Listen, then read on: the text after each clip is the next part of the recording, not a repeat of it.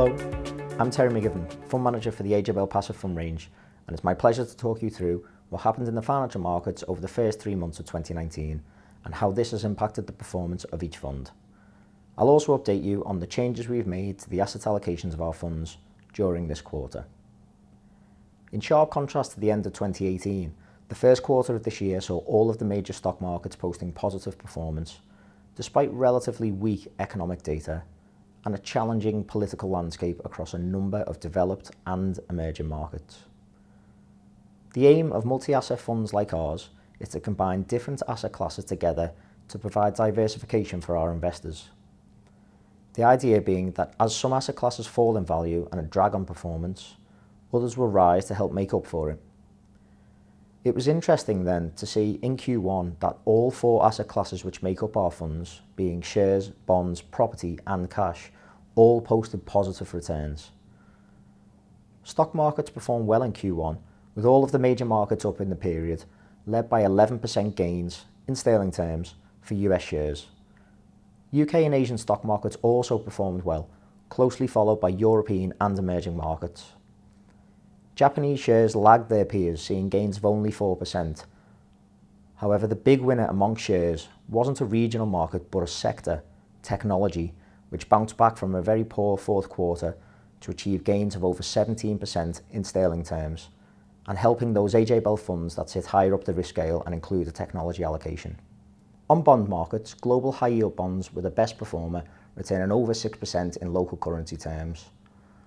Our funds hold a currency hedge position, which means that investors will receive the full 6% rather than the 4% they would have received if the returns were exposed to moves in sterling. UK corporate bonds followed up as the next best performer, whilst UK government bonds, or gilts as they're known, had a respectable quarter, returning over 3%. Gilts of a shorter maturity were also positive, but at a much lower level, returning just over 0.5%. This type of gilt is well represented in our funds, particularly the more cautious end of the risk spectrum, which did weigh somewhat on performance. But we remain confident that our stance here will pay off given the extreme overvaluation of UK gilts relative to history. We believe it's the right position to hold at the right time to protect our investors. Lastly, it was also a good quarter for another asset class that we invest in, property. Traditionally, this asset class belongs in the realm of active funds, so it was pleasing to see that our passive property holdings performed well in the period, being up around 7%. By comparison, active property funds, such as that offered by the well-known property manager L&G, saw returns of only around 3%.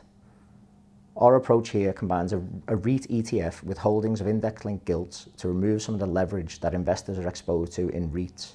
So it was pleasing to deliver a strong return here whilst also controlling for the risks that are inherent to REITs. With passive investing, the largest driver of fund performance is down to the asset allocation, or more simply, the mix of assets that the funds hold and the proportion that each one takes up. We reviewed our asset allocation in February 2019, taking into account the market moves over the last year, as well as the changes in the passive investing landscape, to arrive at what we feel is the best mix of holdings to carry into 2019.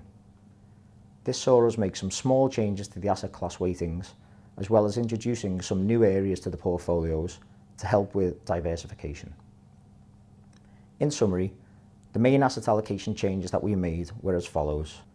In the more cautious funds, we reduced the proportion of cash and increased our exposure to bond markets, including new holdings in US Treasuries and US corporate bonds. Meanwhile, we decided to reduce our bond market exposure in the more adventurous funds. We also increased our shares exposure across the range of funds, including new holdings in sector-based products, tracking healthcare and consumer staples. And finally, we made the decision to reduce our exposure to the final asset class we hold, property, across every fund in the range. In Q1, performance across all of our funds from cautious to adventurous was good, with each showing positive returns. Unfortunately, we can't yet discuss the Global Growth Fund, which launched in June last year, because we don't yet have a full year's worth of data. What we do know is that the funds further up the risk range performed the strongest, as expected, since shares make up their largest allocation and were the best performing asset class over the quarter. However, the team were also pleased with the performance of the more cautious funds, which showed good returns despite significant holdings in cash and shorter maturity UK government bonds. We're very pleased to report that in February 2019, we were able to reduce the fee cap on our range of funds, cutting the ongoing charges from 0.5% to 0.35%. This is a reduction of 30%, and we've been able to reduce the cap so much because the funds have grown in size. Simply put, the more people invest in the fund, the lower the fund running costs become, and we're committed to passing these savings on to you, the investor. As the funds grow larger in scale, you can expect the cap on the ongoing charges figure to continue to fall. After a rough end to 2018 due to falling stock markets, it's pleasing to see the funds bounce back, with all the asset classes held contributing positively. The team are continuously monitoring global market developments and are conscious that this recent experience of all asset classes rising together is unlikely to be the case for the long term.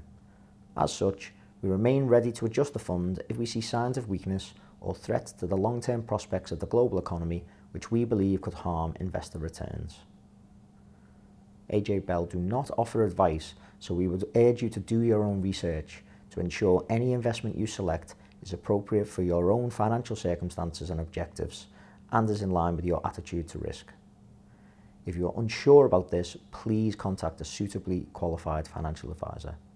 Thanks for watching.